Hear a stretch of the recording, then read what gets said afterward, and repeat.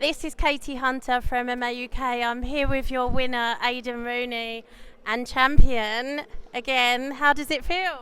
It feels amazing. I kind of called for this shot back after my last win, and when I saw the poster come out, I didn't know that I was fighting for the belt until I saw the poster that I was fighting Jacob Gford. I jumped up and down and ran down the street like a lunatic. It made me so happy to know I was fighting here, and yeah, this belt just means the world to me.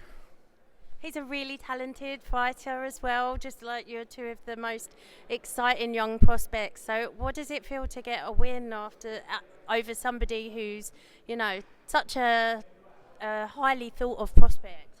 It feels amazing. I mean, I saw all those sponsorships on his back. I watched his other fights. I heard people talk about him. I heard people talk about how good his striking was.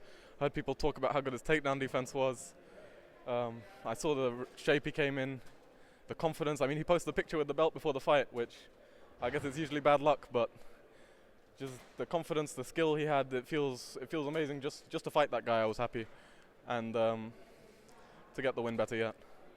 Talk to me about the submission attempts and the triangle to armbar to triangle to armbar.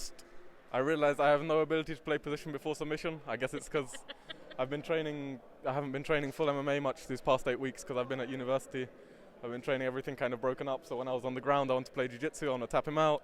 And luckily I think MMA judging has started to advance to the point where submission attempts and being active on the ground is worth more than simply being on top of someone in full guard. Yeah. And so that made sure that I got the win in the third round. I think if it was scored like it's 1993, they may have given that fight to him, but Yeah.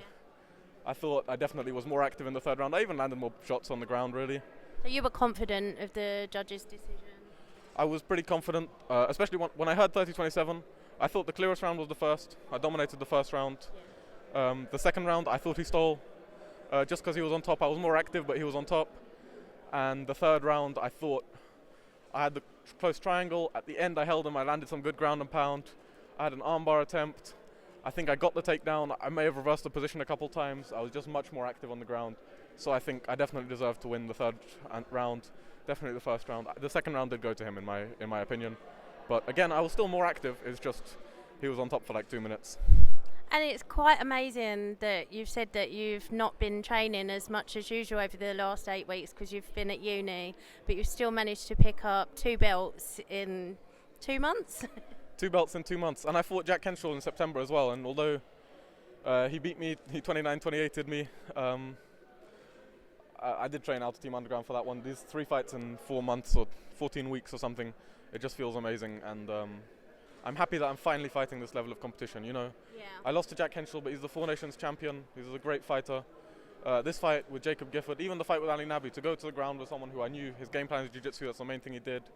Jacob Gford, this guy trains at GB Top Team. He has 25 sponsorships on his back. I think he's got like a documentary or something. He had a camera following him everywhere. Yeah, that. To be honest, Jacob, that may not have been the best idea. It really pissed me off when I saw they started recording me while I was warming up. I went, these guys are way too confident. I can't let him win after this. I can't let him record me like some sacrificial lamb before he goes and beats me. I thought after that I had to win. Well, you did win, and it was a very impressive performance. How does it feel to have that Cage Warriors gold? It feels absolutely amazing.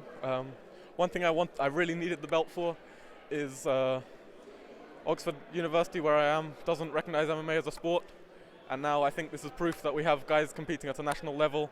I think it's time to recognize this as a sport. It's time to give us some funding, some support. This is a real sport, and I wanted this belt to prove that. It is a real sport, and that's why I love speaking to people like you, and I love the general public to hear the stories of real people, and that's why I loved your documentary that you did with Team Underground. It's getting the stories of real people out there. Cage fighters aren't like these big brutes, or don't necessarily have to be these big brutes that only want to punch people. Everybody's got a story to them. Yeah, definitely. And we're smart too. I'm in Oxford, so I haven't got too much CTE yet, I guess. But yeah, there's much more to MMA fighters. We're not just like robots designed to go attack people, We all have stories, we all have lives, we all have feelings, we all have emotions. And I think that should be recognised. And I think fans of the sport do recognise it. When fans watch these documentaries, even you watch UFC Embedded, you watch Countdown, you see the emotion of the fighters come through. You know, we are real people. This is a real sport. Thank you for doing your bit to promote the sport and being a great ambassador for MMA. Thank you so much. Thank you for the interview, all the support. I really appreciate it, and now I'm going to go sleep. Congrats, champ! Thank you.